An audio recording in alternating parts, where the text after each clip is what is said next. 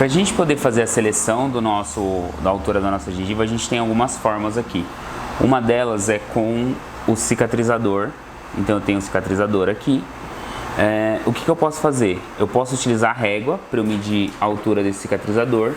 Então aqui eu tenho um cicatrizador de 3 milímetros de altura. Posiciono no meu implante, parafuso.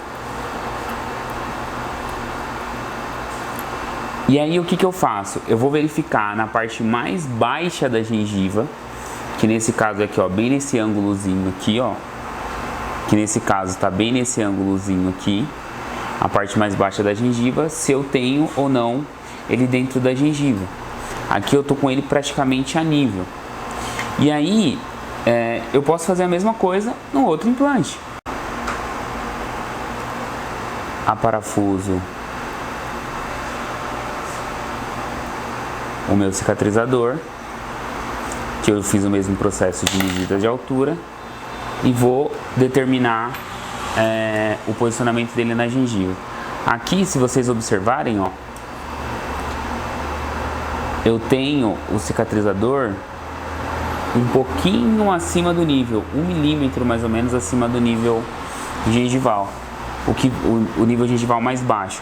Mas aqui atrás, ó como eu tenho uma sobra de altura de mais ou menos 1 milímetro. Isso também me ajuda.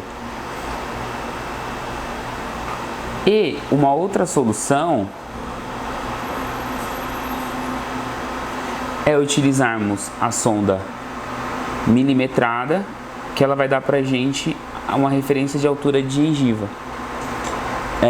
Com a utilização da sonda, eu acho a utilização dela muito perigosa, muito difícil para a gente conseguir determinar a altura dessa gengiva, principalmente em boca, porque ela acaba enganando bastante, principalmente se você não está com a tampa protetora do implante, o que vai fazer com que você acabe colocando a sonda dentro do implante também, o que vai dificultar, tá? Para a gente fazer essa seleção.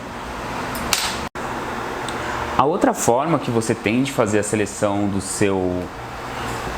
da altura da sua gengiva é essa daqui, ó. Você posiciona o transferente na boca. Aqui, gente, tá sem o parafuso porque o encaixe é fora da boca, tá? Se fosse na boca, iria parafusar. Aí você vem na linha de mais baixa da gengiva e passa aqui, ó, a caneta, tá vendo? Quando você retira o seu transferente, ele vai te dar o desenho e o perfil da vestibular dessa gengiva aqui, ó, tá vendo?